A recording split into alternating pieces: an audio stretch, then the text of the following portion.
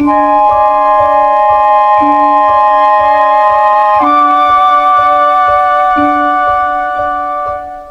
of the great pleasures of reviewing each and every episode of The Twilight Zone is not just enjoying the great writing of Rod Serling, Richard Matheson and Charles Beaumont, among others, but also enjoying those great Twilight Zone performances. Who can forget Jack Klugman in A Game of Pool, or Burgess Meredith in Time Enough at Last, or William Shatner's performance in Nightmare at 20,000 Feet? Or how about Fritz Weaver performing The Mighty Casey? Or Cliff Robertson in Walking Distance? Okay, I know what you're thinking. You're thinking, Fritz Weaver was in Third from the Sun and The Obsolete Man. Cliff Robertson was in 100 Yards Over the Rim and The Dummy. Well, you are quite right, but that doesn't mean that I'm wrong. You see, those performances that I speak of do exist, but in a long forgotten corner of the Twilight Zone. But how do you get there? Well, that's actually quite easy. To enter this forgotten Twilight Zone, all you need to do is just press play.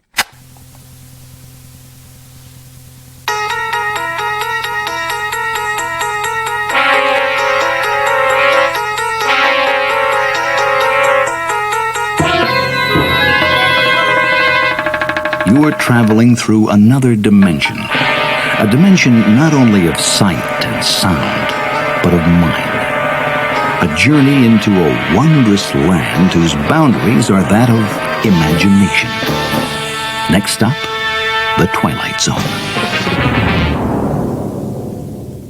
The origin of the forgotten Twilight Zone stretches back as far as the television show itself. We know that the pilot, Where Is Everybody, was first broadcast on the 2nd of October 1959, but shortly after that a book called From the Twilight Zone was released. Now, the exact date when this was released is a little confusing, to say the least. I have this book in front of me right now, and it is itself a bit of a conundrum. It says printed in the USA in 1958, but the copyright notice says it's copyright of Rod Serling in 1960, 61 and 62. Then the writing on the inside jacket says, on the night of September 29th, 1961, a dark, intense young man stepped before a television camera to introduce a new television series he had created. His name, Rod Serling. September 29th, 1961 was the first air date of the season 3 episode, The Shelter, so things aren't quite adding up in this book, because The Twilight Zone made its debut in 1959, so that's quite a difference. From the Twilight Zone was published by Nelson Doubleday Incorporated, but also in the early 60s, the same stories from that book, plus a few more, were published in 3 paperbacks from Bantam Books, and they were called Stories from the Twilight Zone, More Stories from the Twilight Zone, and New Stories from the Twilight Zone. Now, the Nelson Doubleday book From the Twilight Zone does say on it it's a book club edition, so perhaps it was some kind of special volume just using the From the Twilight Zone motif that collected some of the stories from the paperbacks together.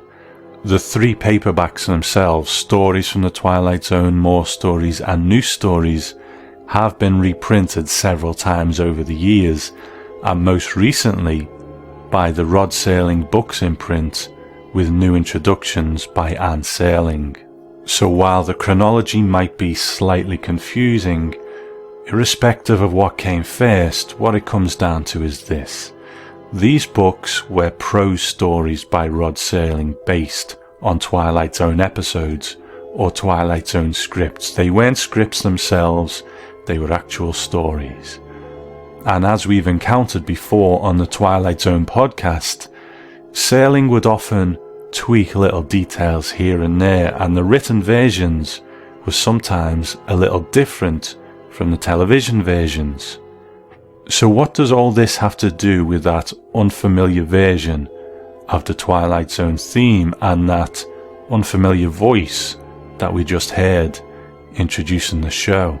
Well, those stories were first published in the 1960s, and at that time, although audiobooks existed on vinyl records, they hadn't quite become the popular thing that they would years later. Because it's nice to sit back and play a record and listen to a story, but for an audiobook to be truly useful, it needs to be portable, so you can listen to it while you're driving, mowing the lawn, laying by the pool, whatever it might be. So, in short, it needs to be, at the very least, on cassette tape. So jump forward 30 years, and in 1992 and 1993, the publisher Harper took 6 stories from the 3 books, Stories, More Stories and New Stories from the Twilight Zone, and they did just that. They put them onto audio tape. Now the sleeve notes for these tapes say, produced and directed by Rick Harris, recorded and mixed by Richard Romanello, music by Marius Constant, performed by Mark Landau and John Bear-Compass. So I couldn't think of anyone better to give us some insight into these recordings than the man who produced and directed them, Rick Harris. Could you tell us about your professional life up until that point and the kind of work you were doing? Well, these took place over about, I'd say about a year and roughly a year, actually, between 1992 and 1993. And at that point, I was executive producer at Harper Audio. And there at Harper Audio, it was my job to produce, cast, and direct the audios that HarperCollins was putting out of its New York office. Yeah. And my personal background, I had been a graduate student and received my PhD from Columbia University in English, literature, and drama is the particular field. And while teaching part-time, I started to work at a local New York radio station, WBAI-FM, and there at WBAI, having done a lot of academic work about theater, I was in a position to actually do radio drama and to interview actors and directors and to get a lot of hands-on experience working with actors in a recording environment. And having done that for a couple of years, when the audiobook industry kind of took off towards the end of the 80s, 1980s, I was well positioned to be somebody who could contribute something in that area. My expertise being literature, language, and drama, working with actors, interpreting texts and reading texts was something that I was very comfortable and happy to do. So, casting, local, knowing New York, I had been a theater reviewer for the radio station as well as having an academic background. So between the theater understanding and knowing what actors were around and who people were and what was going on, I was in a nice position to transition into the audiobook industry when HarperCollins was looking for somebody to direct the operation of their studio around 1990. So the audiobooks of the Twilight Zone materials came a couple of years after that, as I say, in spring of 1992. And then the spring of 1993, they happened in sort of 2 different periods and opened over the course of 1 year. And my job was to run the studio, find the actors, work with the engineers and the editors, and get a good quality audio product out of the recording situations that we were in. So that was my personal background, and I was very pleased to be doing what I was doing. Rick was very clearly an experienced audio producer, and HarperCollins an established and respected publisher. The words for the stories themselves were by Rod Serling, so there's a solid team here. But why the Twilight Zone? Why now? If we put ourselves back in the early 90s, the original show was now 30 years old. Twilight Zone the movie had come and gone. The 80s revival had sputtered to an end in 1989 with a season that, although made with the best of intentions by the people working on it, was only really made to make up the numbers so the show could be sold into syndication. The 80s also saw the end of Twilight Zone magazine, so the 90s was quite a barren time for Twilight Zone fans. At this time, it was the early 90s. Not much was happening with the Twilight Zone at this point. So how did this particular product come about? Well, my recollection at this point is that the materials that we were using were part of a collection, a book, published by Harper. I'm going to be vamping here and trying to remember, but I would think it would be Tales from the Twilight Zone or Stories from the Twilight Zone or some variation of that, because what these were essentially short stories based on filmed scripts. Yeah.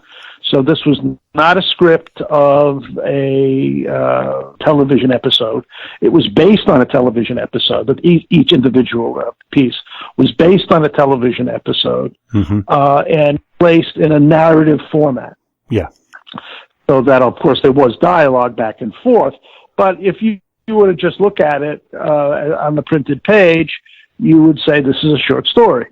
Yeah. And so, in effect, these are 6 short stories based on Twilight Zone episodes penned by, in most cases, I would say all cases, Rod Serling. One of the reasons why the audiobook business sort of became part of the publishing business was that the publication of a book in print, obviously, this is well before ebooks, was frequently, although not invariably, accompanied by an audio version of it. And if, let us say, Harper published this, let's say we're talking, say, 1992, if Harper published something in the neighborhood, let us say, of 500 books that year, of everything from cookbooks to children's books to how to construct the gazebo, it would be the audio division's job to pick from those many properties the ones that would make the most sense as an audio. Right. And in this case, I should mention also that the audio would have been on cassette. Yeah. This being 1992, I know that we had not yet transferred over to CDs. That's right. Having been, the audiobook business, in a sense, first came out around 1951-52 or so, when Cadman and Spoken Arts and other small companies put out books on record, or short stories or abridgments that were out on LP. So the medium transferred from the first LP, and I guess you could even go back further and see them on 70 and some versions from very early stages on 78s. But we'll skip that and go from LP to cassette, and then from cassette to CDs. Yeah. And now from CDs to downloadables and CDs as well, of course. So it's a medium that has its own technical history. Yeah. But the audio division, looking at, let us say, 500 books that HarperCollins, using that as an arbitrary number, is publishing, would the editorial committee would say, okay, well, they make decisions like, well, this is a very natural audio book. That's one reason you would do it. This will make a really good audio. The other reason would be, this is going to be a very big seller. Yeah. It is really rarely the case that the audio has how shall I say, an economic life that is truly independent of the book. Right. If the book is a big seller, the audio will be a big seller. Mm-hmm. If the book is a turkey and nobody buys it, then the audio is likely to suffer the same fate.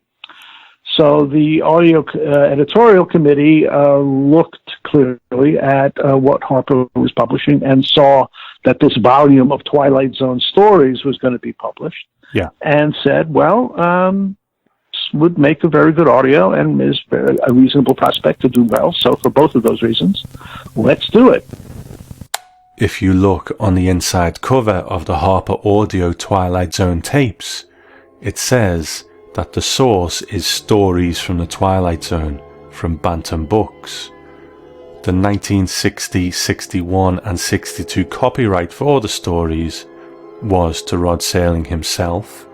Then in 1989 it was renewed by Carol Serling, Anne Serling and Jody Serling. Now I can't actually find a print version of Stories from the Twilight Zone or the other two titles from HarperCollins at that time, but that's not to say it doesn't exist. But irrespective of how it came to be licensed to Harper, the pieces are all in place now, except for one detail. Who was going to read Rod Serling's stories? My job was essentially to, at this point, frankly, I don't remember whether I had any role in selecting which of the stories we could do, but I do know I had a lot to do with selecting who would do the reading. But in any event, we were going to put out, again, as I say, on cassette, these stories. Yeah. As I look at my records, the first four were all recorded between April 92 and June of 92.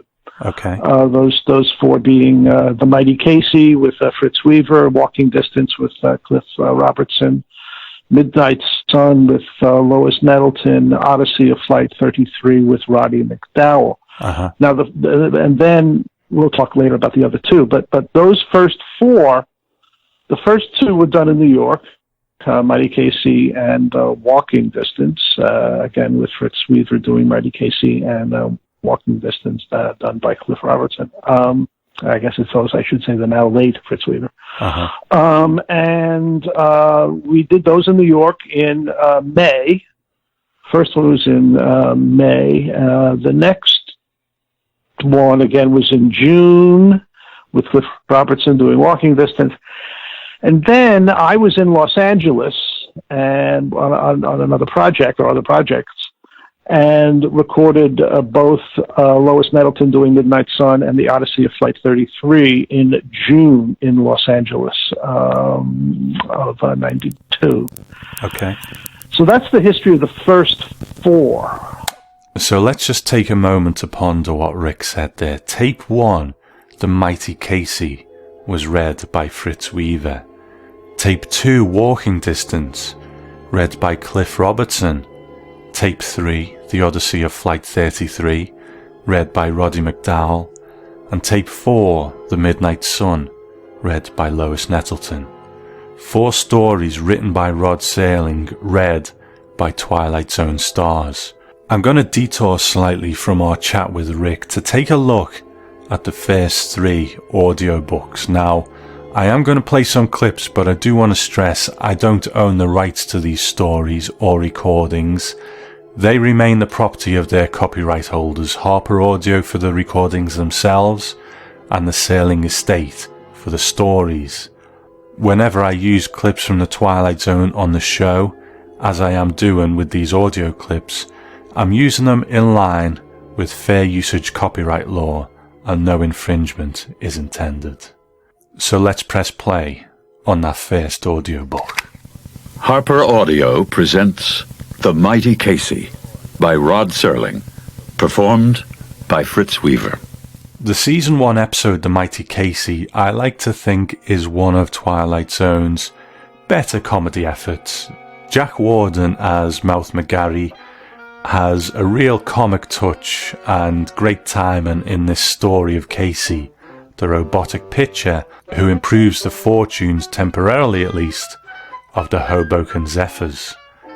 In the literary version, there's no mention of the Hoboken Zephyrs. This time it's actually a baseball team that did exist at one point before they moved to a different city. There is a large, extremely decrepit stadium, overgrown by weeds and high grass, that is called, whenever it is referred to, which is seldom nowadays, Tebbets Field, and it lies in a borough of New York known as Brooklyn. Many years ago, it was a baseball stadium housing a ball club known as the Brooklyn Dodgers, a Major League Baseball team then a part of the National League. Tebbets Field today, as we've already mentioned, houses nothing but memories, a few ghosts, and tier after tier of decaying wooden seats and cracked concrete floors. In its vast, gaunt emptiness, nothing stirs except the high grass of what was once an infield and an outfield, in addition to a wind that whistles through the screen behind home plate and howls up to the rafters of the overhang of the grandstand. One of the things that you often find in these prose stories is that, freed from the shackles of television budgets and limitations of effects, Rod Serling will allow his imagination to run free, and the depiction of Casey himself is one of those moments where he can do just that. In the episode, Robert Sorrells, who played Casey, is a tall, thin, quite gormless-looking guy, but in this version, he's a bit more impressive. Mouth turned to look expectantly over the little old man's shoulders. Casey was coming out of the dugout. From cleats to the button on top of his makeshift baseball cap, there was a frame roughly 6 feet 6 inches high. The hands at his sides were the dimensions of 2 good-sized cantaloupes. His shoulders, McGarry thought to himself, made Primo Carnero look like the before in a Charles Atlas ad. In short, Casey was long. He was also broad. And in addition, he was one of the most powerful men either McGarry or Beasley had ever seen. He carried himself with a kind of agile grace that bespeaks an athlete. And the only jarring note in the whole picture was a face that should have been handsome but wasn't, simply because it had no spark, no emotion, no expression of any sort at all. It was just a face. Fritz Weaver appeared in 2 episodes of the original Twilight Zone, Third from the Sun and The Obsolete Man, and he gave 2 very different performances in those, and he gives a very different performance in this too. I don't think The Mighty Casey itself will top many people's Twilight Zone lists. I do enjoy it, but I actually think I enjoy this audio version a little bit more than the TV version. It's really quite a joyful experience hearing Fritz Weaver reading this one and having fun with the story and the characterizations. He has that rich, deep voice, almost like an American Christopher Lee. But when it comes down to the voice characterizations, he really commits to the comedy and raises the material quite a bit. "Listen, Mr. McGarry," he said proudly. He pointed a thumb at his chest, and Mouth put his ear there. He could hear the steady tick, tick, tick. Mouth stepped back and shouted excitedly, "You got a heart!" There was a chorus of delighted exclamation and comment from all the players, and Beasley, poised for a feint, decided against it. "And look at that smile," Stillman said over the shouting. "That's the one thing I couldn't get him to do before. Smile." Casey threw his arm around the old man. "It's wonderful. It's just wonderful. Now I feel like togetherness." The team roared their approval, and Bertram Beasley mounted a rubbing table, cupping his hands like a megaphone, and shouted, "All right, Dodgers, out on the field. Let's go, team. Casey starts tonight. The new Casey." So 1 tape in, and I'm starting to get pretty excited about this audio series and what I'm yet to discover. I've often said that sometimes it's easier to enjoy later versions of the Twilight Zone in other media, because then it's easier not to miss Rod Serling's presence so much. But I also think that removing this story, The Mighty Casey, from the TV show and presenting it in a different way also makes it that bit better too. I recently asked some friends of the show whether they subscribe to the opinion that the Twilight Zone couldn't really do comedy, and the general response was that it's not that the Twilight Zone can't do comedy, it's more that comedy isn't what you watch the Twilight Zone for. And I can definitely see how that could be the case. In this case though, we have this story 30 years removed from the original, being brought to us by a beloved Twilight Zone actor, but not only that, he brings this wonderful, warm, playful performance to it. So it would be hard not to have goodwill towards this one, and I do. I think it's a great start to this audio series. Not all of these releases have closing, Serling-like narrations, but at the close of The Mighty Casey, it does have an altered version of the actual closing narration from the television episode, so there is some sort of overlap there. So let's compare the television closing narration to the audio narration. Once upon a time, there was a Major League Baseball team called the Hoboken Zephyrs, who during the last year of their existence wound up in last place and shortly thereafter wound up in oblivion. There's a rumor, unsubstantiated of course, that a manager named McGarry took them to the West Coast and wound up with several pennants and a couple of World Championships. This team had a pitching staff that made history. Of course, none of them smiled very much, but it happens to be a fact that they pitched like nothing human. And if you're interested as to where these gentlemen came from, you might check under B for Baseball in the Twilight Zone.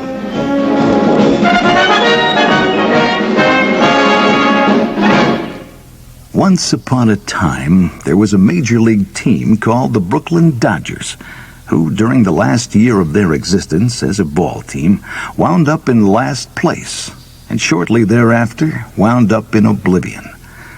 They are rarely, if ever, mentioned in these parts again. Rumor has it that a ball club on the West Coast is the residue of what was left of the original ball club. And on occasion, in a dark bar off Flatbush Avenue, someone might whisper the name of a certain pitcher with an exceptional left hand. Somebody else will softly murmur the question, "Whatever happened to the mighty Casey?" No, you won't find any of the answers in the records, though they are available, should anyone be interested, by checking under B for Baseball in the Twilight Zone. The Harper audio series is starting on a light note, and it makes a very good job of it.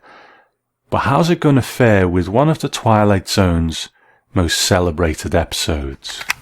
Harper Audio presents Walking Distance by Rod Serling, performed by Cliff Robertson.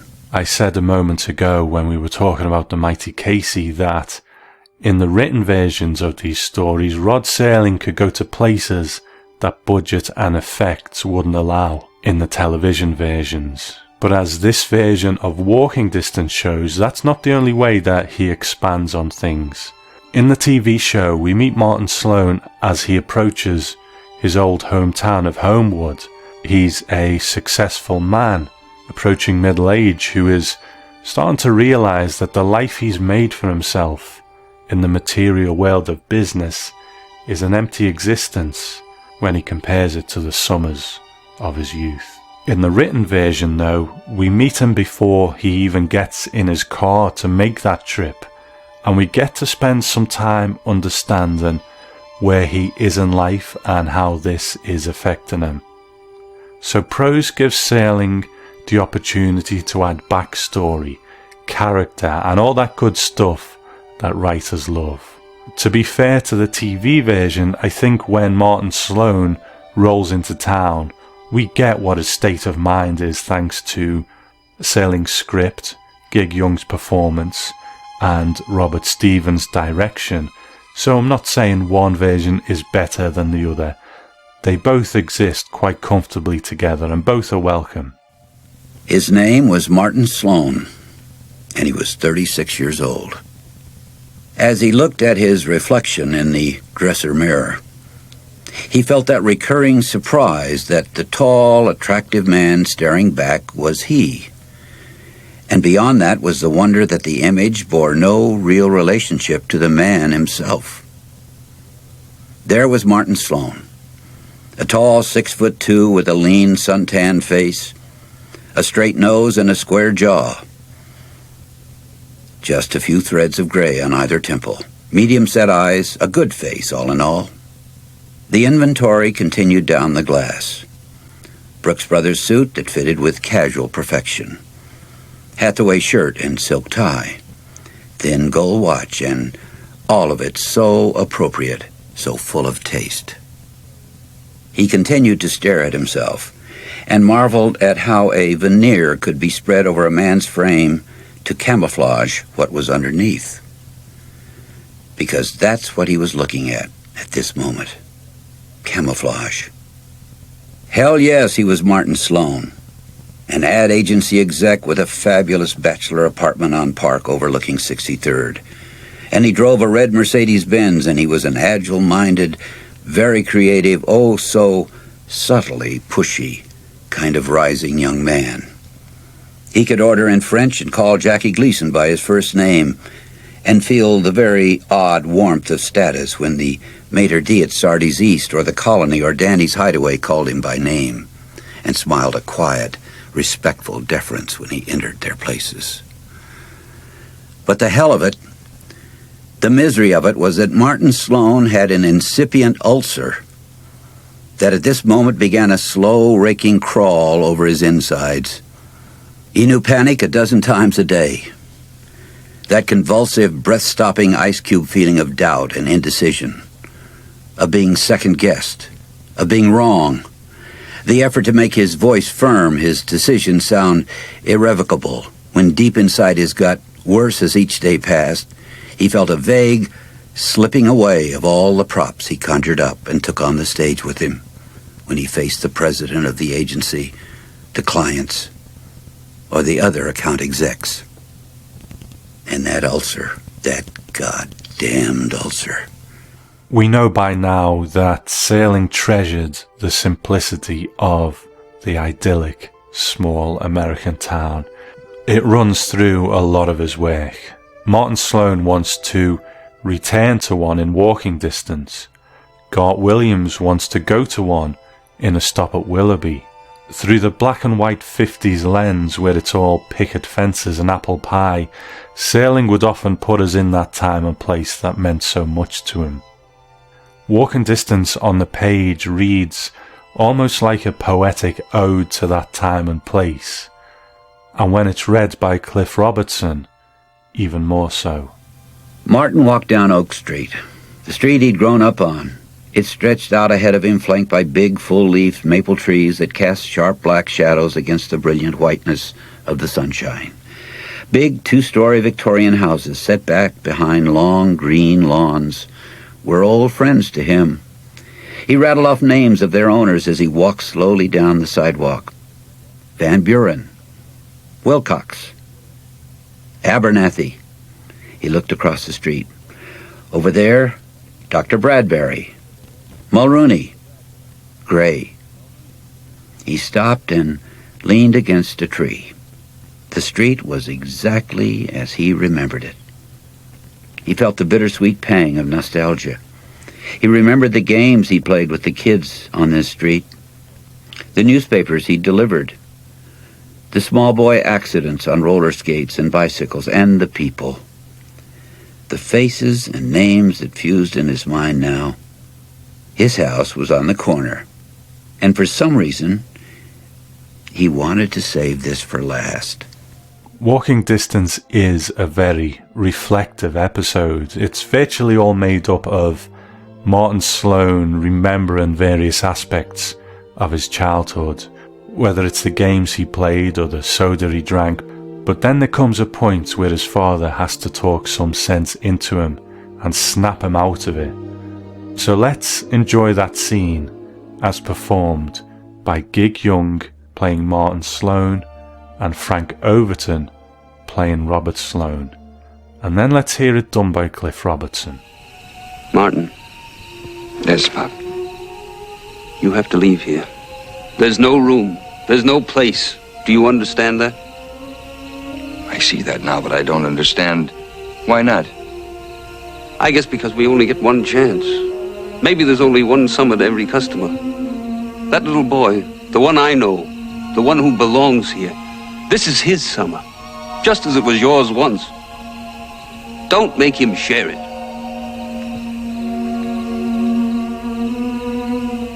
All right. Martin.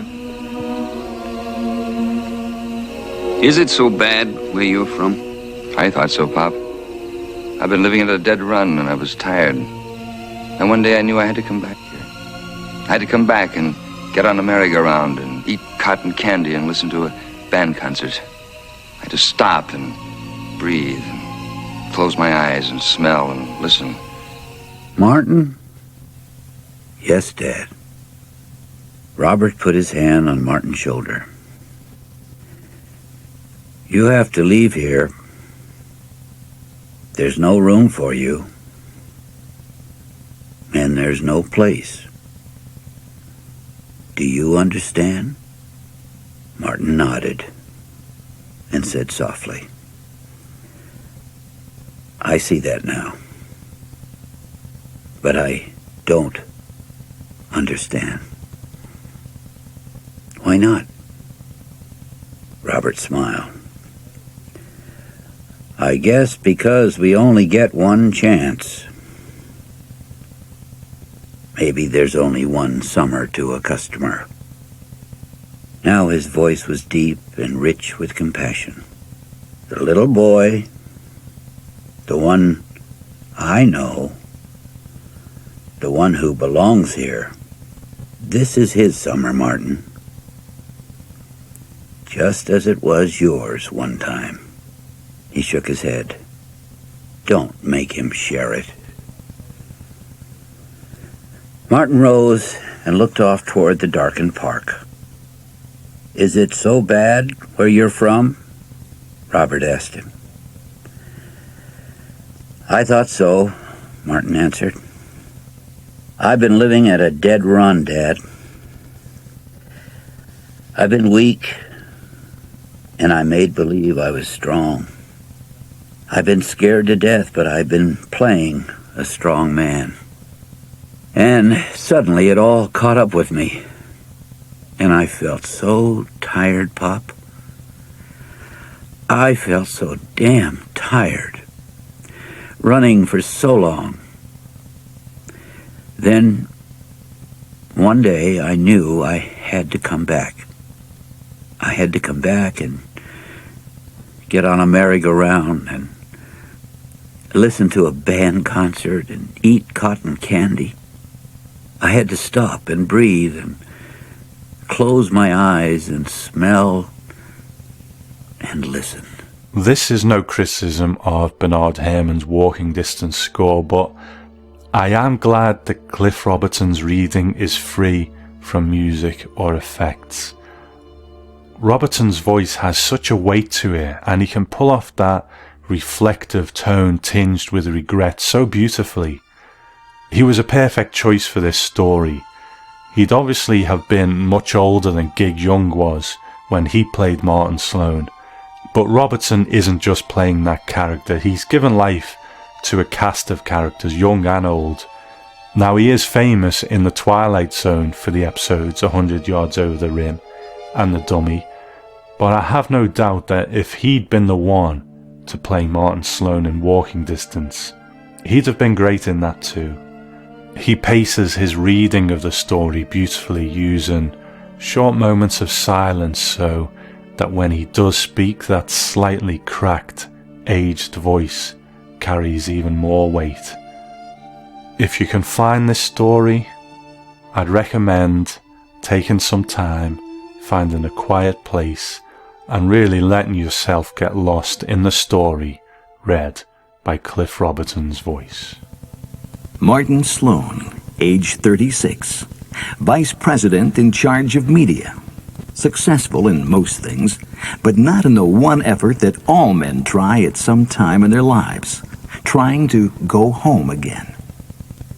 And also, like all men, perhaps there'll be an occasion, maybe a summer night sometime, when he'll look up from what he's doing and listen to the distant music of a calliope and hear the voices and the laughter of the people and the places of his past.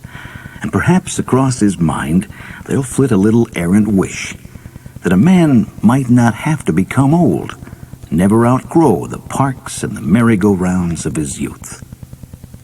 And he'll smile then, too, because he'll know it is just an errant wish, some wisp of memory not too important, really, some laughing ghosts that cross a man's mind that are a part of the Twilight Zone. Our next reader in tape 3 is Roddy McDowall, and he is so remembered for the Twilight Zone, but it's funny because he only did the one episode.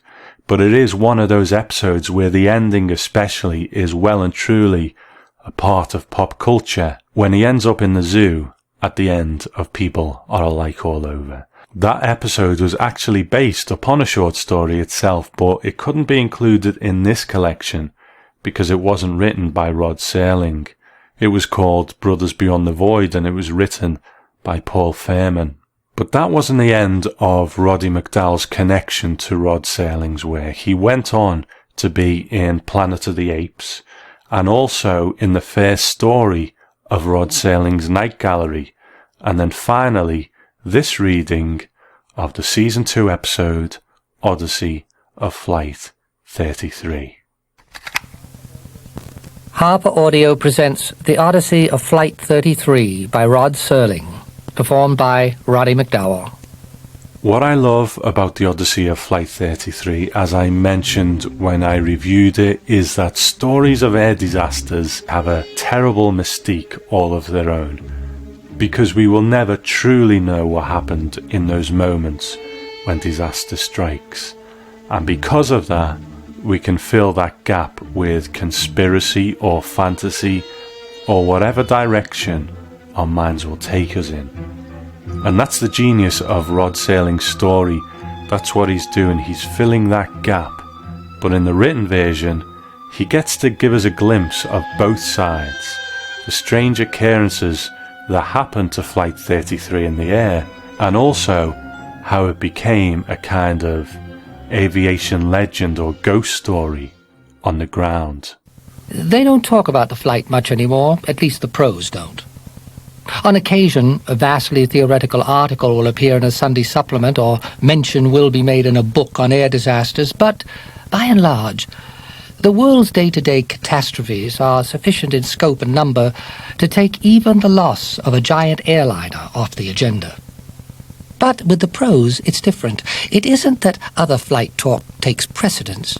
It's simply that Flight 33, and what did or didn't happen to it, carries a chill.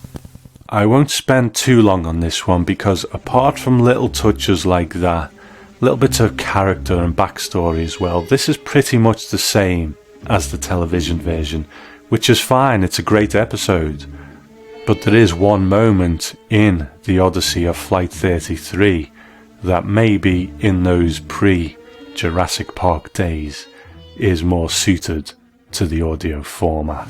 Craig grabbed Farber's arm. "Skipper, verify something for me, would you? And in a hurry. Now, look!" Purcell and Hatch left their seat to look over the shoulders of the pilot and the co-pilot. "It's not possible," Hatch announced. "What in the name of God is going on?" Purcell asked. Down below, under the left wing of the 707, was a wild, tangled jungle. But something else was clearly visible, even from 3,000 feet, through the window of the speeding airplane. It was a dinosaur, nibbling some leaves off the top branch of a giant tree. That's what it was, a dinosaur. And when Flight 33 banked around to make another pass over the area, it looked up with huge, blinking eyes, perhaps thinking in its tiny mind that this was some big, strange bird. In the audio production of this story, you will notice some incidental music creeping in here and there. The first 2 tapes were just readings with no sound effects or music, but in this one, that little bit of music creeps in, and we'll come back to that later on. Overall, I don't think there's a Twilight Zone story that Roddy McDowall couldn't have read and made enjoyable. I do have a real fondness for The Odyssey of Flight 33, and he really does it justice. I especially like the closing act where, when they're low on fuel and out of their own time, Captain Farver makes a decision about what they're going to do. In the television version, Farver was quite a stoic and unshakable figure, played by John Anderson, but McDowall brings a bit more unease to his portrayal. His Farver has a few more levels to him, and it gives this a slightly different but equally as valid feel to it. But at the end of this version, what's different is that our Rod Serling substitute is nowhere to be found. Roddy McDowall himself does the closing speech. As Rick Harris said earlier on, he recorded the first 2 tapes in New York and the second 2 in LA, so presumably the voice actor was in New York and couldn't do the closing narrations to this one. She was a transocean jet airliner on her way from London to New York on an uneventful June afternoon in the year 1961. She was last heard from 600 miles south of Newfoundland. Then somehow she was swallowed up into the vast design of things to be searched for on land, on sea, and in the air by anguished human beings fearful of what they'd find. You and I, however, know where she is. You and I know what happened.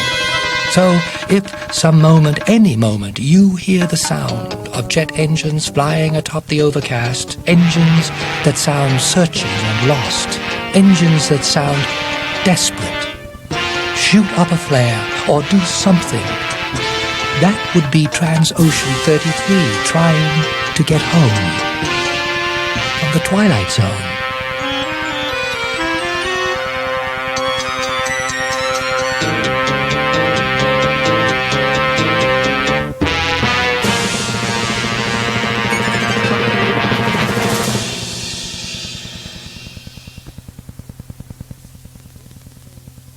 This concludes Side 1.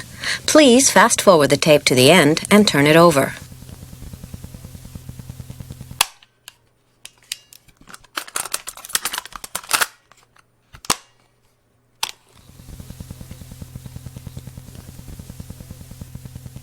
Let's think about this audio process for a moment. You have Roddy McDowall or one of the other readers in front of the microphone reading Rod Serling's words, and at the end of the whole process you have a finished article, an audio tape. But what happens in between? So these come in at, say, about an hour, hour and a quarter, something like that. What kind of work goes into putting together that product? Well, what you get essentially is what we could call, say, a shooting ratio.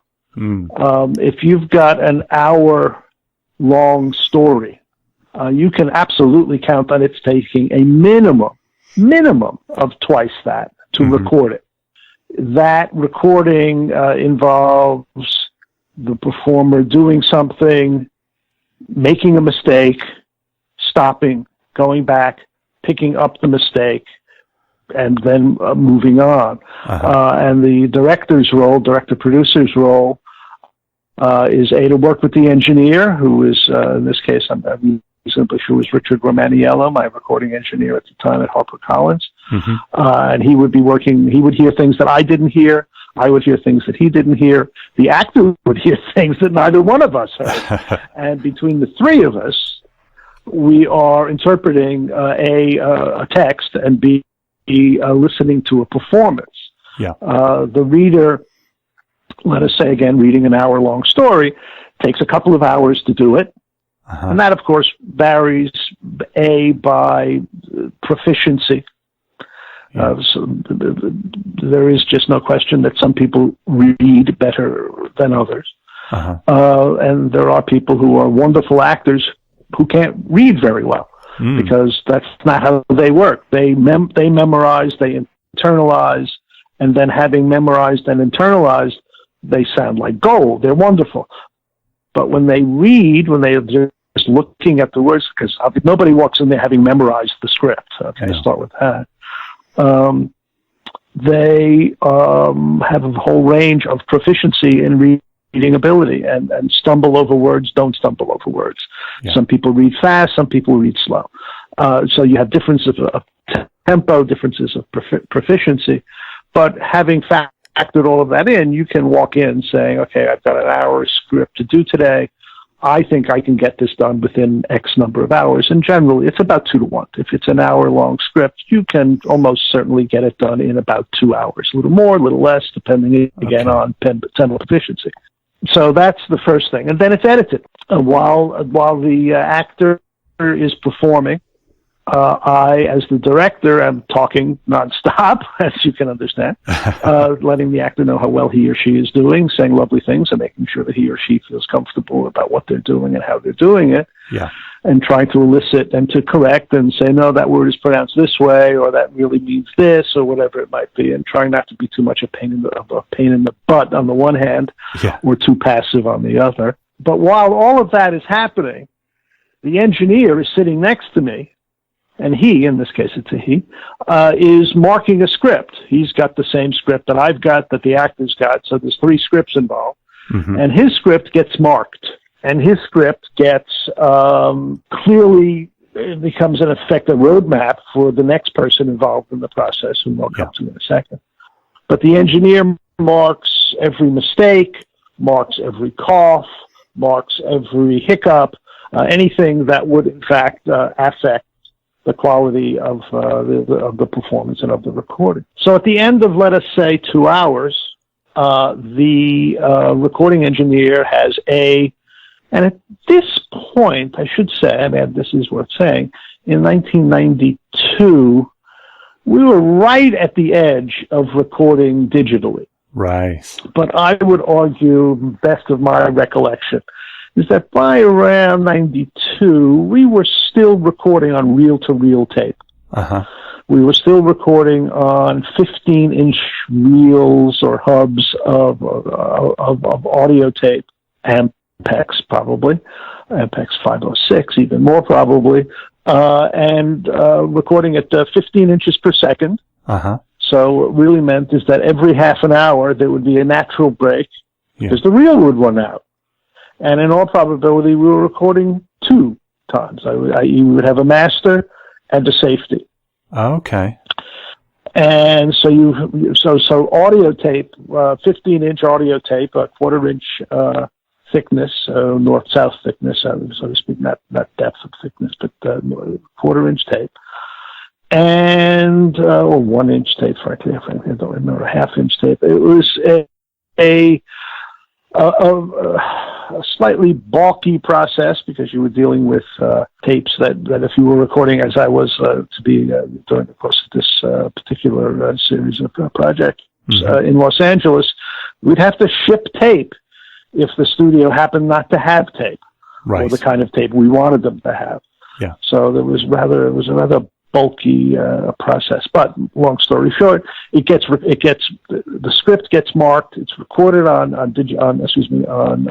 analog tape with a noise reduction system involved, probably Dolby S if I recollect correctly, and or Dolby A, who knows, way back when. Then, so the next stage in the process is it gets handed over to an audio editor. Right. And the audio editor, with the roadmap given him by the engineer, instead of having to sit there and just passively listening for 2 hours, knows that on page 2, the reader reads the first paragraph twice. Right. So he doesn't have to listen to the first take of that paragraph unless there's a note saying, okay, first paragraph is read twice, but the second reading is the better reading, which at 99% of the time always was. Mm-hmm. But except in this case, the second sentence was read better.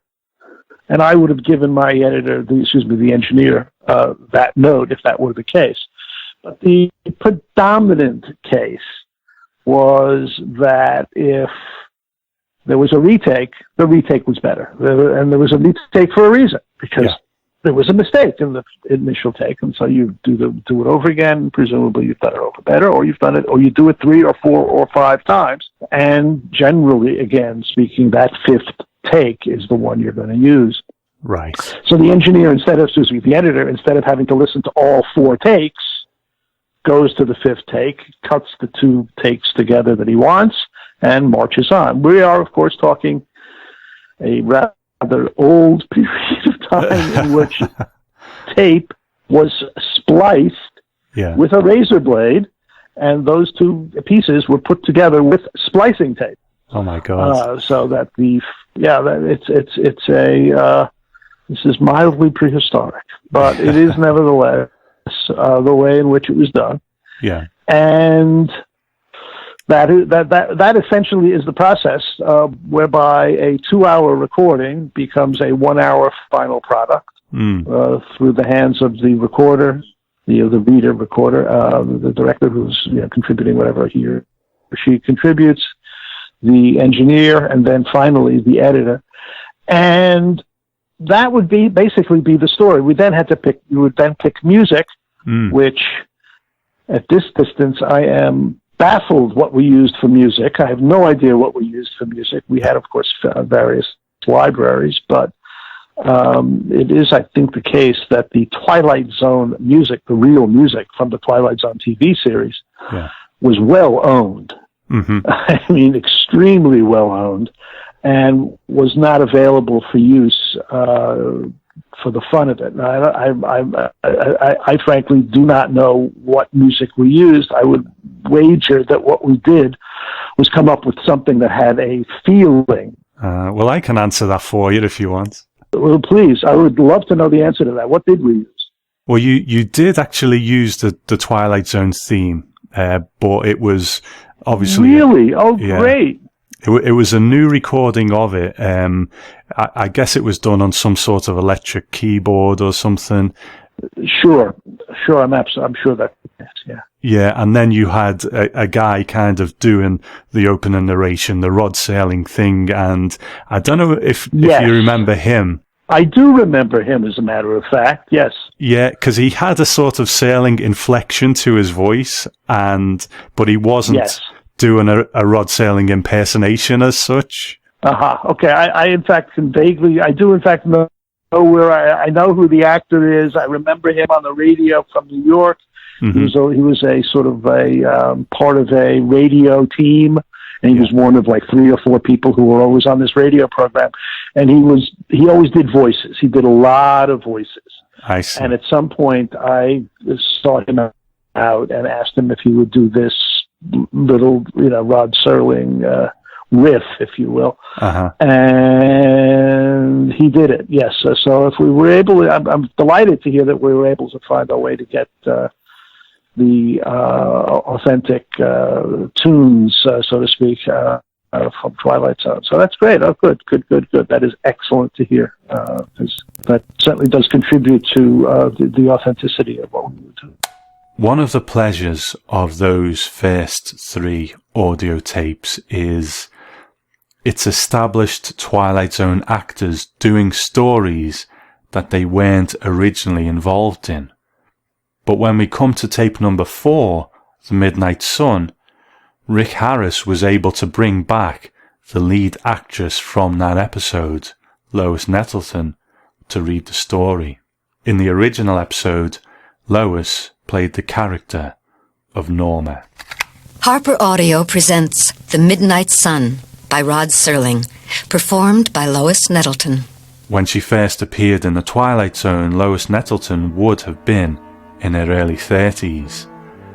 The story focuses on 2 women. The first is Norma and an older lady, Mrs. Bronson, played by Betty Gard.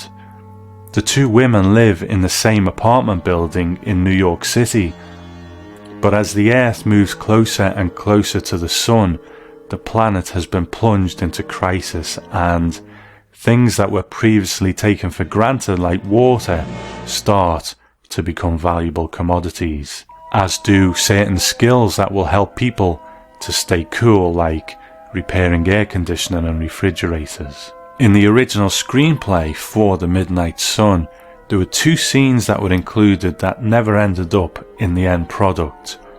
The first one features a repairman and the second one a cop. So without the restrictions of time, it was something that Rod Serling was able to put back into the short story. A man carrying a toolkit came out of Mrs. Bronson's apartment. "She's running again, Mrs. Bronson," he said. "I wouldn't sign no guarantee as to how long she'll run, but she shouldn't give you any trouble for a while." He looked briefly at Norma and fingered his toolkit nervously. "Was he going to pay for this in cash?" he asked. "I have a charge account," Mrs. Bronson said.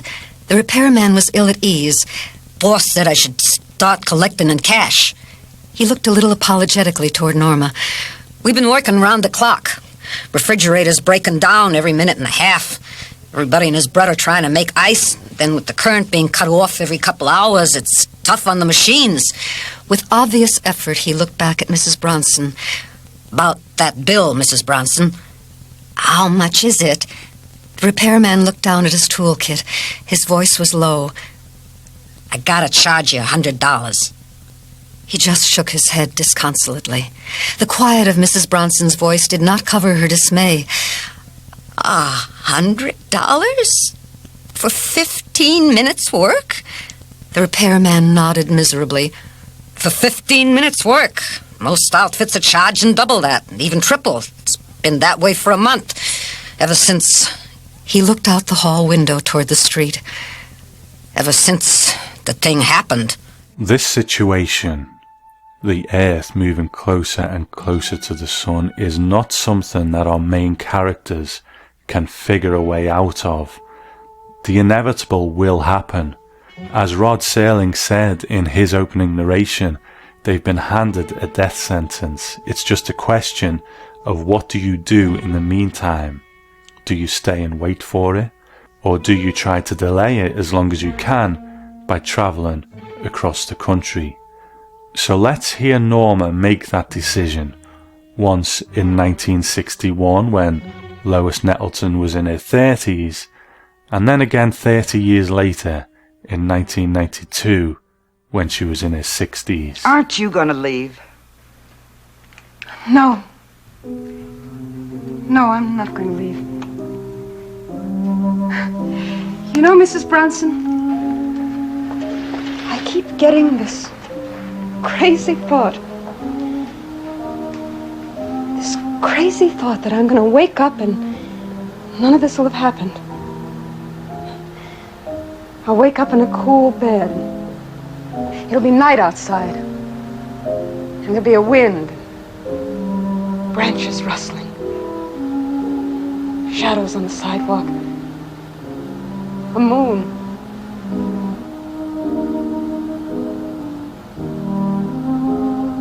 Traffic noises.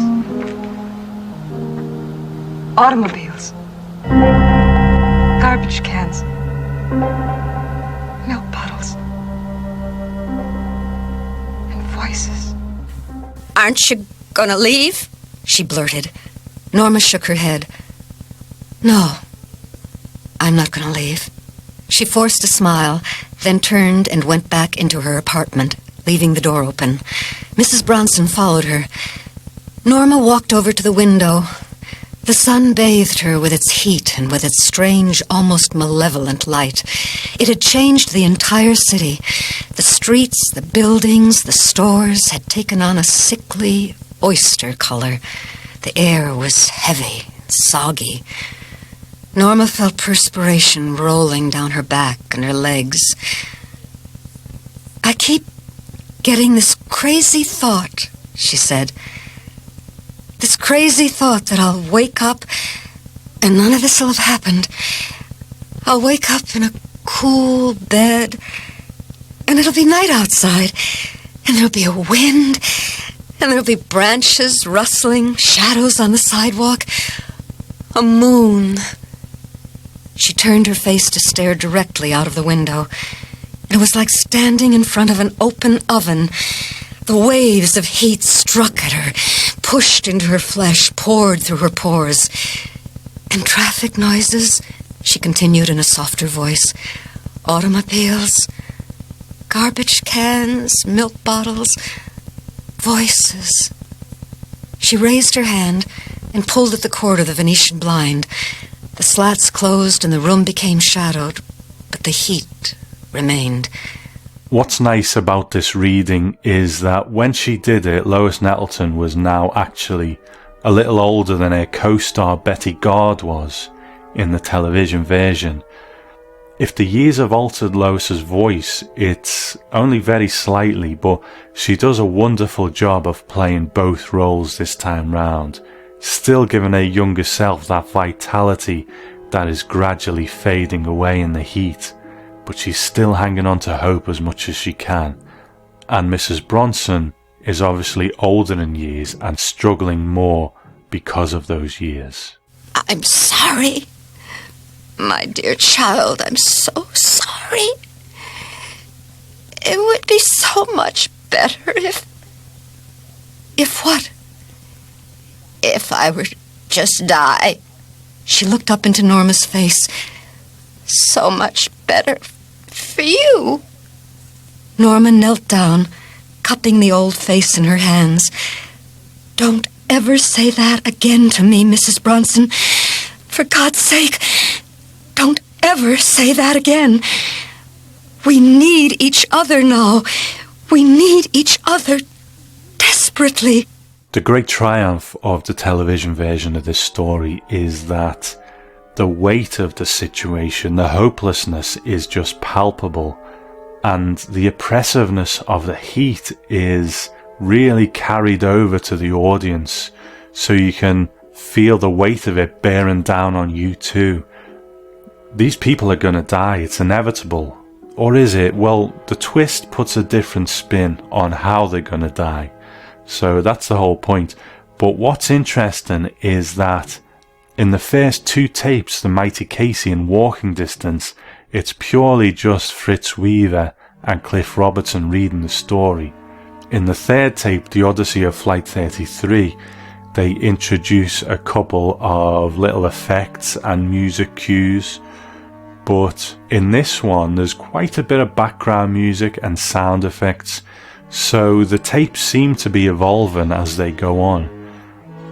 But at its core, it's Lois Nettleton reading Rod Serling's words, and she does a wonderful job of bringing that atmosphere back again. Her characterizations never falter, and she has a range of characters to play here, male and female, and she gives a very confident and distinct performance for each one. But of course, she was a professional, a very experienced actor by this point, who'd been in the business for a long time. When the story ends, as it was with The Odyssey of Flight 33, our surrogate Rod Serling is again nowhere to be found, so Lois takes us out. Outside, the snow fell heavier and heavier, and the glass on the thermometer cracked. The mercury had gone down to the very bottom, and there was no place left for it to go. And very slowly, night and cold reached out with frozen fingers to feel the pulse of the city, and then to stop it.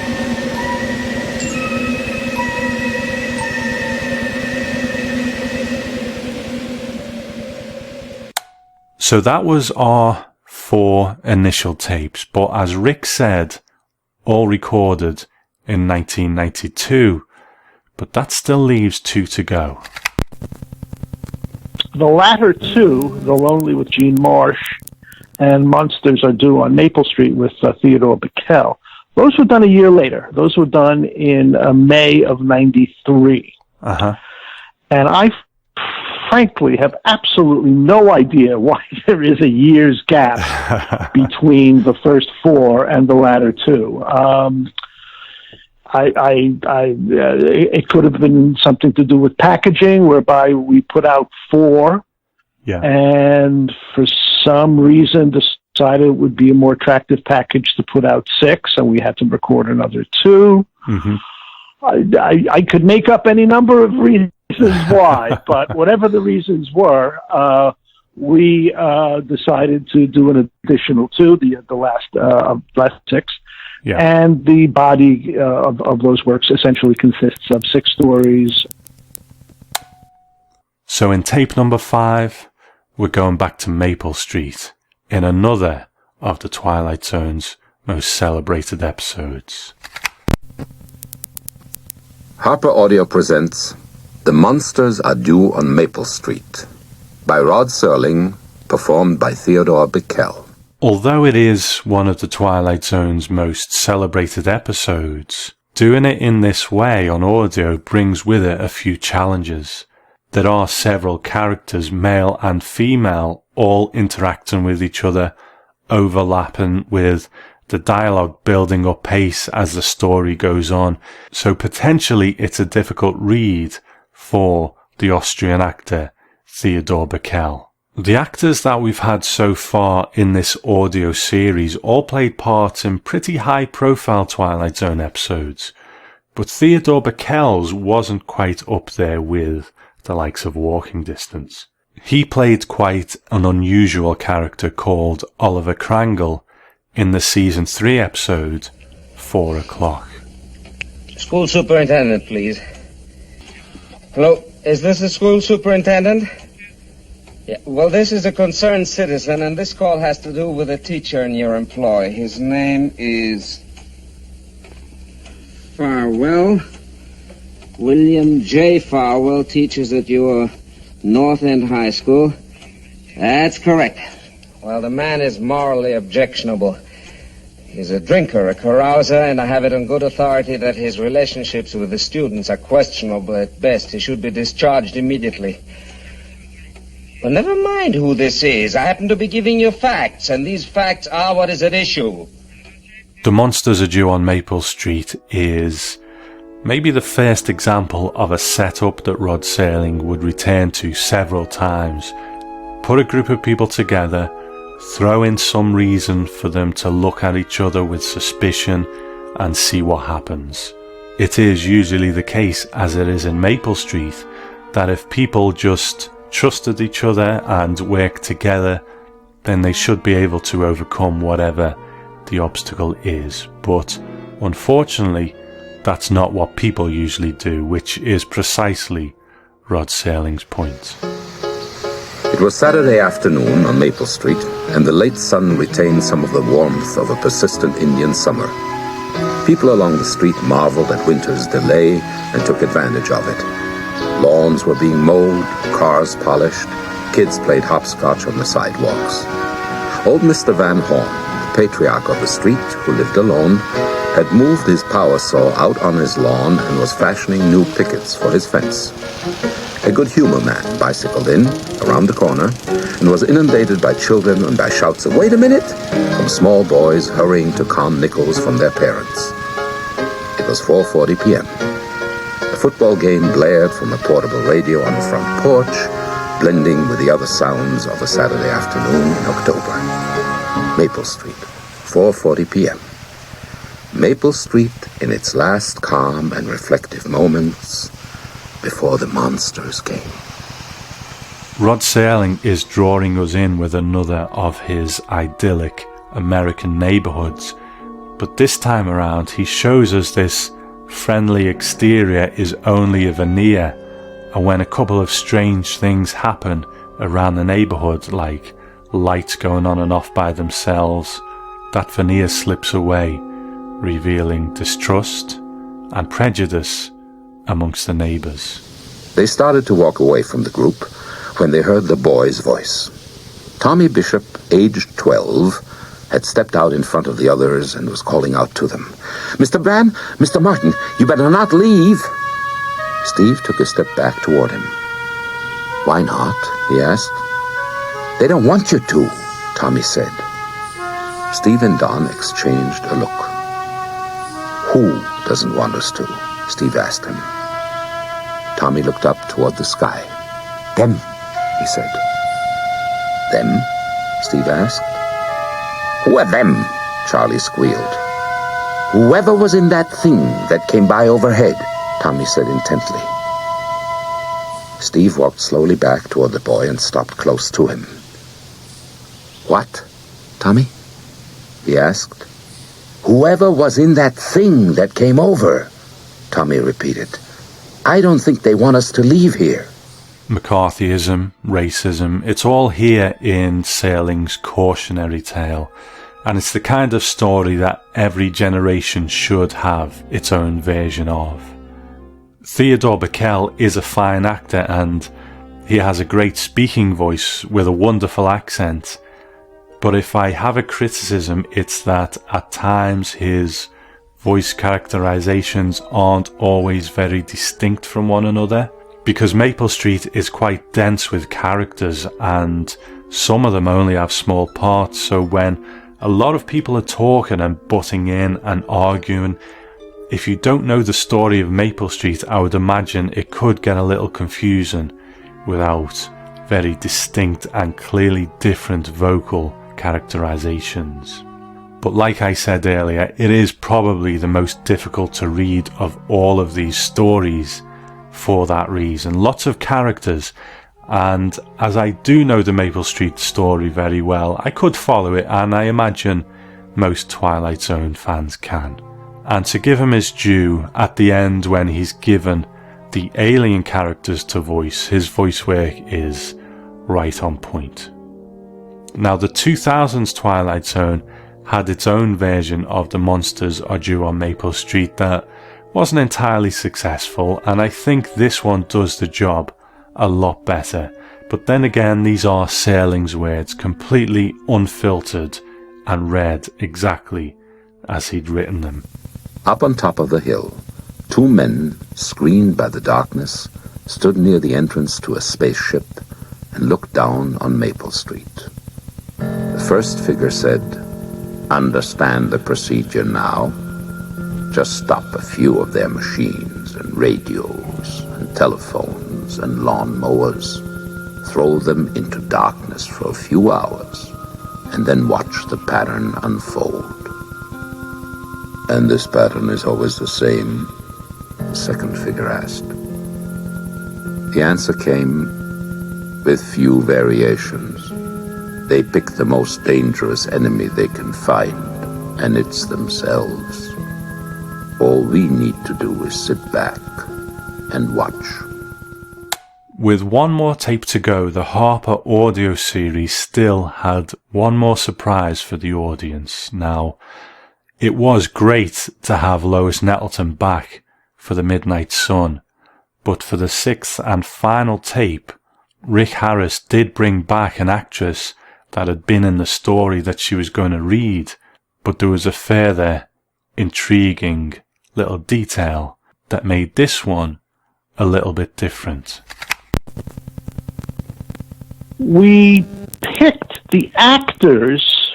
Our first thought was obviously whoever the star of that episode, if we picked stories 1 through 6, the first choice obviously would be the actor or actress who was the lead of that particular video performance from the TV series, of course. Uh-huh.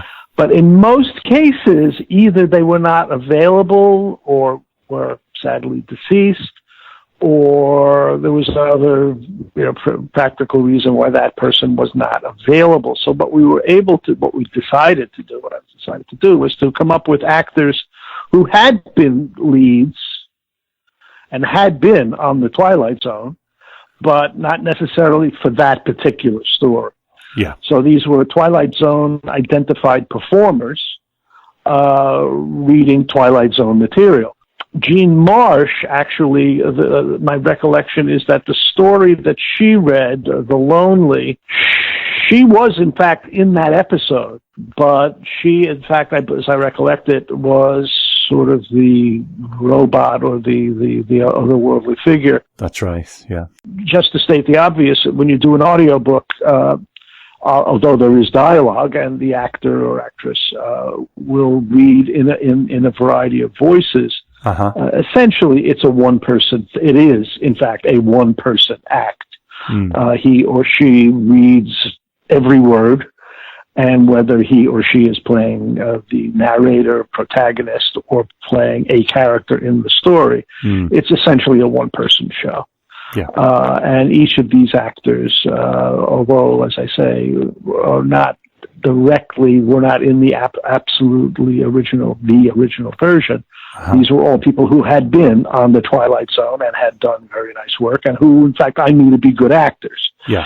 So that was, I think, of course, a primary consideration. I think what it does, though, is it kind of gives us this nice alternate dimension where, you know, Cliff Robertson was in Walking Distance and Fritz Weaver was in The Mighty Casey and Roddy McDowall in The Odyssey of Flight 33. So I think, you know, although, okay, it's good that some of the others were in those episodes, it's also really interesting to put Twilight Zone actors in different Twilight Zones as well. So I think it works on that level too.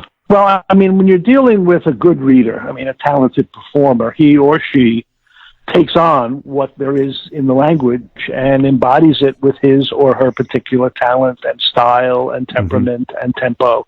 And it's acting. It's purely and simply that. It's not just saying the words. It's owning them, embodying them, and performing them. What I think each of these people did.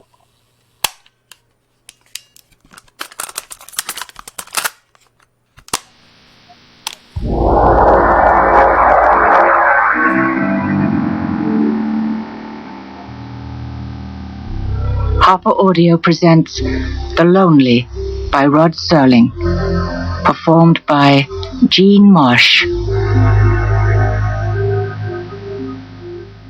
James Corey is sentenced to solitary confinement on an asteroid.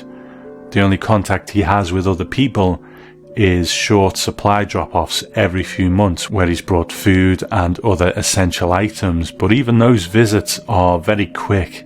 The crime that he's committed is murder, but in order to make him more sympathetic, it's a murder that occurred under circumstances that the audience would need to be able to have some level of sympathy for. Now, the full story isn't really revealed in the TV version, but it's one of those details that, freed from time constraints, Rod Serling could fill in for the literary audience. He'd been 35 when it happened, on Earth. At odd times it would come back to him, graphic and clear, in actual chronology and vivid, almost unbearable recall.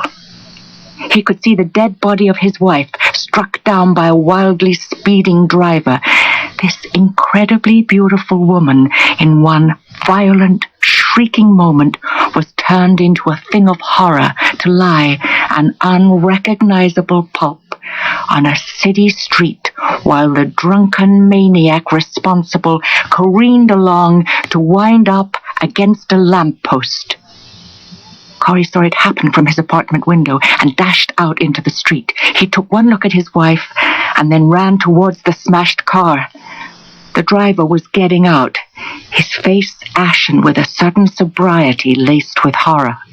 It had taken only a moment for Corey to do his job. Goaded by a fury, an anger, a hatred, a torment which knew no bounds, he strangled the man with his bare hand, while onlookers screamed and two large men had been unable to tear him away. When the captain of the supply ship Allenby takes pity on Corey, he brings him a female android named Alicia to keep him company on the asteroid, and the actress who played Alicia was, of course, Jean Marsh, who reads this story. And this is one of the great pleasures of this particular reading. Jean Marsh only had a handful of lines in the television version, so to hear her give life to the whole story is just wonderful.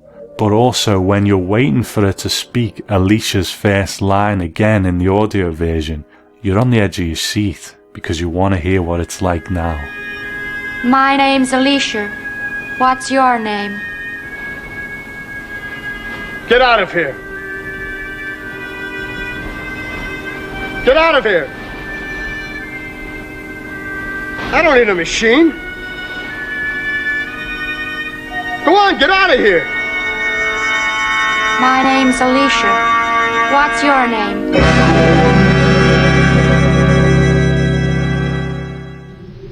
Get out of here, Corey said in a low voice as he advanced toward her. Get out of here. His voice was louder as he glared at her, the horror he felt crawling across his skin. Get out of here. I don't want any machine in here. Go on, get out of here. The robot looked back at him. Then she opened her mouth and spoke. My name is Alicia, the mouth said. The voice was that of a woman, but there was a coldness to it. My name is Alicia. What's yours? In a lot of ways, time is a major element of The Lonely. The time that Corey spends alone on the asteroid, the time he gets to spend with Alicia building up their relationship. And I've got no complaints about the television version, I absolutely adore it. But Serling's literary version and this subsequent audio version really benefit from being able to stretch out those long periods of loneliness. It's over half an hour into the story before Alicia even shows up. And then the story gets a chance to build up that relationship between Alicia and Corey, showing us why it became so hard for Corey to even consider leaving her behind on the asteroid. And when he is faced with that prospect, leaving Alicia alone on the asteroid, that sequence too is agonizing because it's given that bit more time. You'll have to leave the robot behind. Corey stared at him aghast. His voice shook. She's not just a robot, Allenby. You don't understand. You simply don't understand. You leave her behind? That's murder. All of these 6 audios are great in their own way, but I have to say I think this one is my favourite. There are so many elements that make it great. The return of Jean Marsh, not only reprising her role as Alicia, but showing her ability by breathing life into the whole thing. But also the story itself works so well on the written page, and subsequently in this audio version. It's exactly what you'd want from an audio version of The Lonely. It's the same, but also different enough to justify its existence, and a perfect way to end this 6-tape series on a high. Down below, on a microscopic piece of sand that floated through space, was a fragment of a man's life, left to rust where the place he'd lived in and the machines he'd used. Without use, they would disintegrate from the wind and the sand and the years that acted upon them. All of Mr. Corey's machines, including the one made in his image and kept alive by love. It lay mutilated in the sand. It had become obsolete. Before we move on from The Lonely, there is actually a little extra on this one, which I can only assume happened when the tape was still running and Jean Marsh was sharing some memories of the Twilight Zone. I do love reading interviews with people who were in the Twilight Zone, but hearing it directly from one of its stars really brings it to life. And I won't include the whole piece, but I urge you to track it down and listen if you can, because it is just delightful. Rod Serling was on the set every single day, He had absolutely no protection. He wore shorts, no shirt, and he didn't even have a pack of ice down his back. I was very well looked after. I always had a little pack of ice hanging down my back. I had an air-conditioned car and an air-conditioned trailer, all that kind of thing. But he strode around with enormous energy, helping tremendously with the production. But as I say, amazing in the heat, with no protection at all. 6 tapes, 6 stories, and 6 very talented actors. I imagine that on a film or TV set, the crew and actors spend quite a bit of time together, which is why people in the business are usually full of stories about their professional lives. But the recording of an audiobook is a different process, and because the volume of projects is potentially a lot bigger, I was curious as to whether Rick recalled much about working with his Twilight Zone stars. I know we're going over 20 years ago now, but do you recall actually working with these people, Fritz Weaver, Cliff Robertson, Roddy McDowell, and what they were like? Frankly, not very much. I can tell you that I remember Roddy McDowell. I remember working with him in Los Angeles, and he was very charming, very easy, told a lot of jokes that are not entirely to be repeated over the air, so to speak. They were slightly off-color jokes, but he was very funny to be with and easy to be around. Fritz Weaver, I worked with a couple of times during that period, and had as you might imagine, listening to him, had a considerable amount of dignity and style. He was quite the fellow. Did not have the sized career that one would have thought would be appropriate for somebody of his talent, but he was excellent and sounded great. Cliff Robertson was wonderful. I mean, Cliff Robertson was really good at this. He had a commercial background and read a lot of copy for commercials of one sort or another, and sounded and was extremely comfortable reading, doing the material he had. Mikkel, I frankly don't remember very much about him. Lois Nettleton, not very much either. I mean, at the time, I'm sure I didn't even know very much about her, other than that she had done lots of good stuff and was a very talented actress. Jean Marsh, easy to work with, smart, funny, but again, not, this is, 15 years ago, so I'd be damned if I can remember exactly, or 20 actually. So the experiences were generally speaking good. I mean, I have to say that the general run of audiobook experiences, although God knows there are exceptions, but the general run of experience with audiobook readers is cooperative, because doing these was not enormously financially rewarding to the performers. They were not making a fortune. They were not retiring on these monies, and they were hardworking and capable, but they weren't palling around on a movie set with nothing to do. It's a work situation. You show up, you're ready to go. I'm ready to go. The engineer's ready to go. Tape is running. There was no sense that the money was being spent or anything like that, but in the sense that the cash registers are clicking or running ahead. But there is the sense that this is a work environment, this is a work situation. You're a nice person, I'm a nice person, we're having a good time, we're doing good work, but there's no messing about going on. It's a business-like working situation, and as I say, the year's gap between the first 4 and the last 2 is a source of mild bafflement to me, but nevertheless, that's in fact what happened. Why we did 4 and then waited a year to do the last 2 beats me. Perhaps it had to do with, again, packaging and the right size, format. I just have no idea. But in fact, I think all 6 are very good examples of what the audiobook can be and is. I said earlier that the books, stories, more stories, and new stories from the Twilight Zone were the source for these audio versions. So after these 6 audio plays, there were still literary versions of The Shelter, Where Is Everybody, and another 11 stories that were yet to be adapted. So what happened?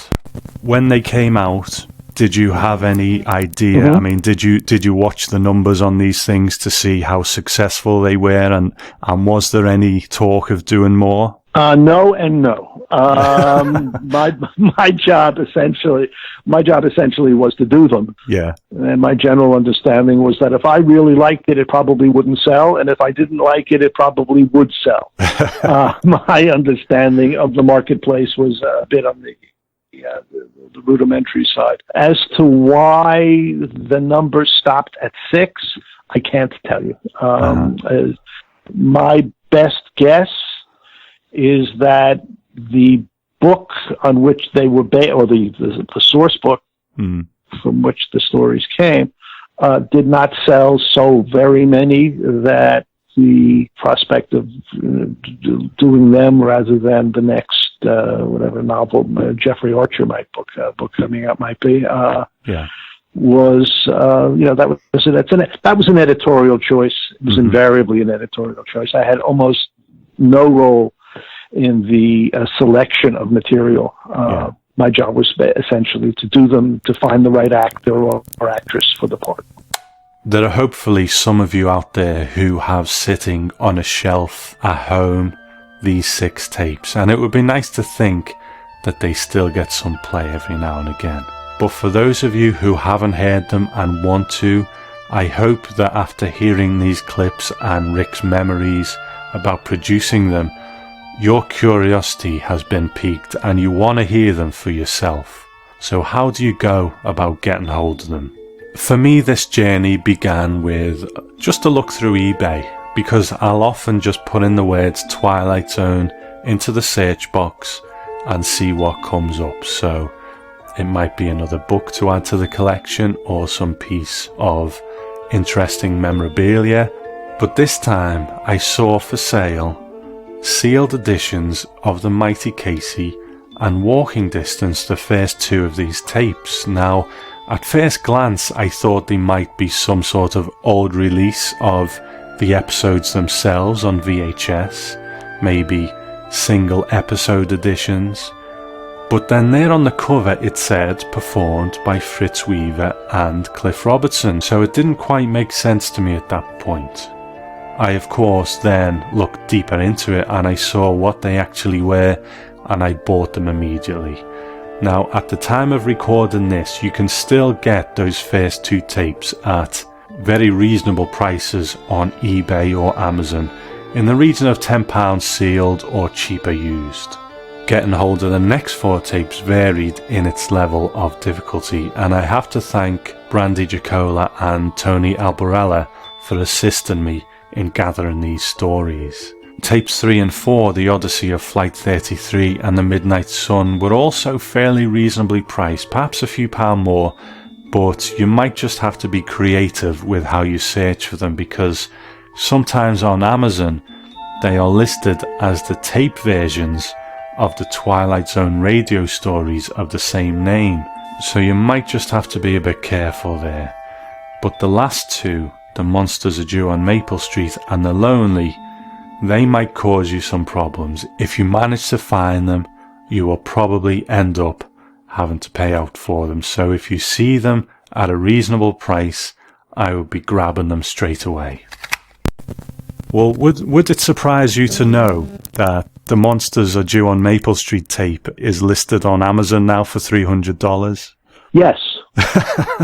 It's become quite the collector's item. It certainly would. Well, that's good to hear. Well, Theodore Bikel is a wonderful actor. I mean, a beautiful voice and a beautiful reader. And I'm not at all surprised that that's the case, in the sense that the quality involved, yes. Uh-huh. But, what happens on, Amazon /eBay / the cult followings is, these are things that where people get enthusiastic about the quality of things that, at the time you do them, you have no idea is wonderful. Yeah. And how many audiobook producer directors have the experience of doing something they think is, oh my God, what did I just do? And why didn't that go better? Yeah. And then 2 years later, somebody comes up to you and says, that changed my life. That's great. That's one of the joys of any craftsmanship and artistry. It's always a surprise when other people see what you do. Sometimes a happy surprise. Thinking back on these 6 releases, had Rick Harris just used generic voice actors at the time, I would probably have thought them very nice, but would I have spent the time to put this together? I'm sure I would have mentioned them somehow, but maybe not in this way. But Rick did use these actors, so for me they are deserving of being that bit more prominent in the overall story of the Twilight Zone and its travels through different media. The sad part is, though, that these tapes were released about 24 years ago, and that's it. No new versions, no CD version, no MP3 version, just these tapes. Even amongst Twilight Zone fans, there just doesn't seem to be much knowledge of them. All I could find when I looked for them online was a forum post from 2006 on a message board. These tapes are 23 years old now, and unfortunately, as far as I know, they haven't been converted to CD or MP3 or anything like that. Now, old movies are always being remastered and reissued. Of course. Do you feel that audio books are kind of overlooked when it comes to preserving them for, future generations? Yes, I do. I mean, particularly when it comes to material that is, as was the case here, not abridged. One of the aspects of the audiobook history is that for about 10, 12 years, maybe longer, the overwhelming majority of audiobooks were abridgments.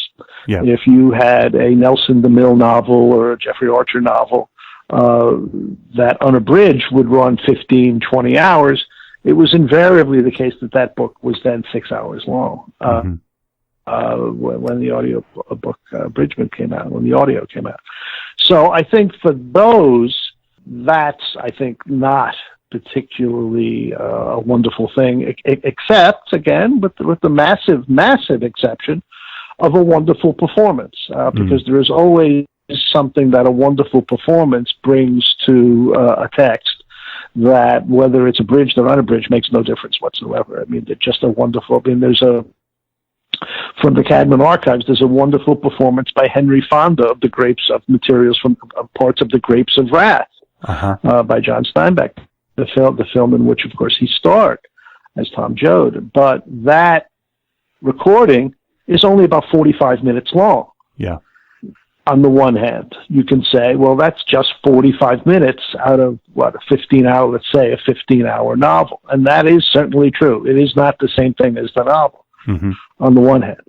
On the other, it's bloody Henry Fonda performing Grapes of Wrath. Yeah.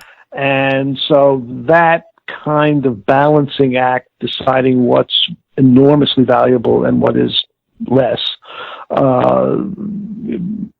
does make for a difficult balancing act. But I think there are wonderful audiobook performances that deserve to be not left back with the age of the cassette or let's just say the VCR, same problem, where the older technology definitely should be refurbished and new material, and the wonderful performances should be saved and kept in whatever medium for as long as they can be kept. Yes, I agree with that. I don't mind saying that when I found these tapes, I felt like I had discovered lost treasure. But why? Why was I so excited by them? If we take ourselves back to the early 90s again, the only other Twilight Zone thing that went on was the 1994 special, Rod Serling's Lost Classics, which was a kind of television event where they filmed 2 of Rod Serling's stories that he'd never completed. But the finished product never really set the world alight. The long-running Twilight Zone radio series was still the best part of a decade away, and while that series too would occasionally use original Twilight Zone cast members in different roles, these Harper audio versions did it first. Had Rick Harris just used any voice actor to read these stories, I'd probably think them quite nice, but I don't think I'd be here talking to you about them with such enthusiasm. And while it's clear that this was something that Harper Audio had the rights for and made a commercial decision to do, and as Rick said, it was a job that he did and then moved on to the next thing, he still cared enough to bring original Twilight Zone actors back 30 years later after they'd first been in the Twilight Zone. You know, many projects are greenlit by the people who sign the checks, but then it goes into the hands of people like Rick Harris, the creative people, and he could have just used any actors for this, but he didn't. He allowed Fritz Weaver to show a side to his talents that he never got to show on the original Twilight Zone. The Mighty Casey doesn't top anyone's best of lists, but when Fritz Weaver does it, he brings a charm that elevates it above even the original version. Cliff Robertson brings gravity to Walking Distance, a story that is all about gravity, the weight of life that threatens to push us down every day. The original is great, I have no complaints, but I genuinely believe that Cliff Robertson could have been just as great in the part of Martin Sloan too. Then there's Roddy McDowall in The Odyssey of Flight 33, giving him another chance to speak Rod Serling's words as he did in The Twilight Zone, Night Gallery and Planet of the Apes. Theodore Bickel, an actor of tremendous presence, takes on one of Rod Serling's most beloved and important stories, and he does it justice. These 4 stories shuffle established Twilight Zone stars into an alternate Twilight Zone, creating something new but also incredibly nostalgic.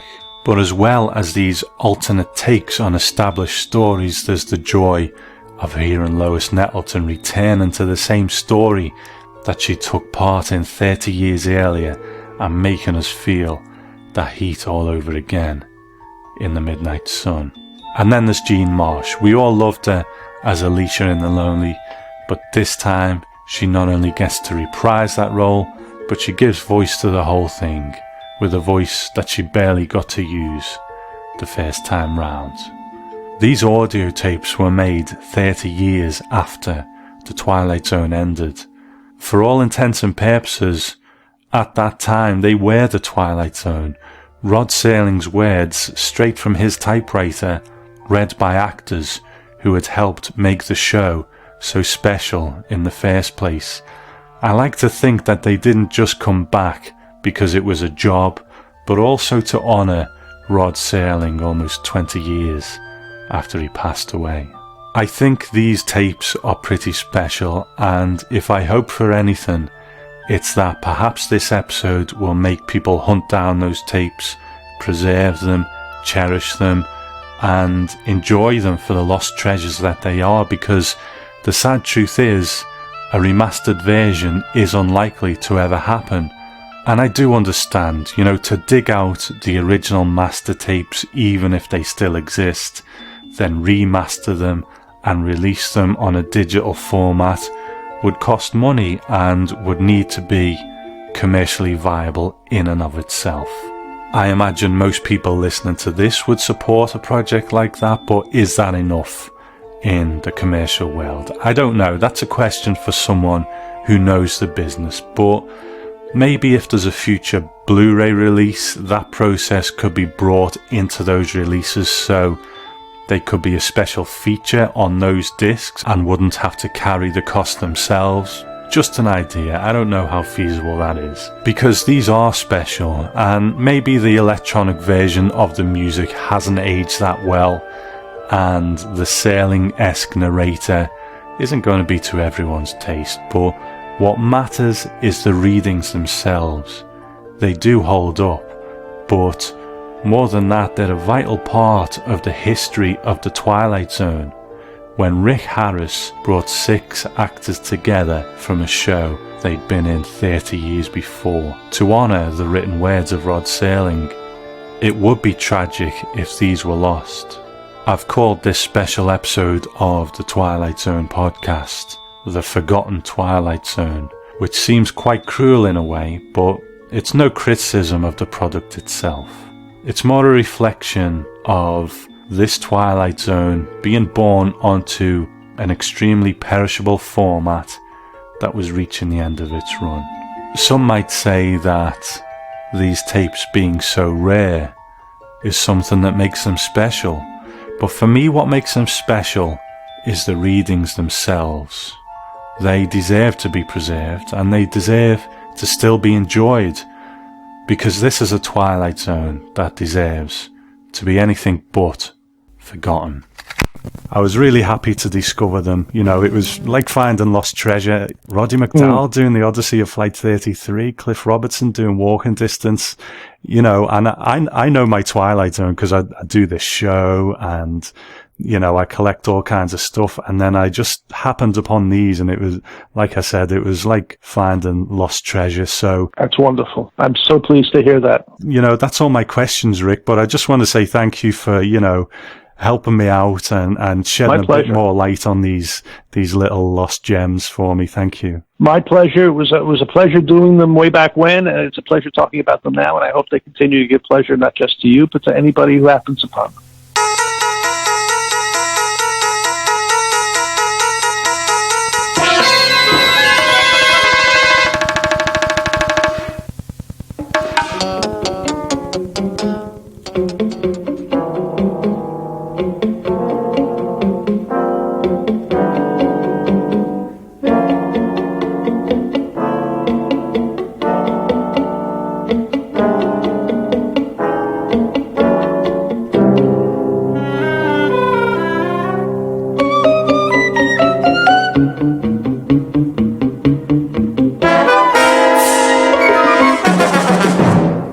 We hope you've enjoyed this presentation from Harper Audio.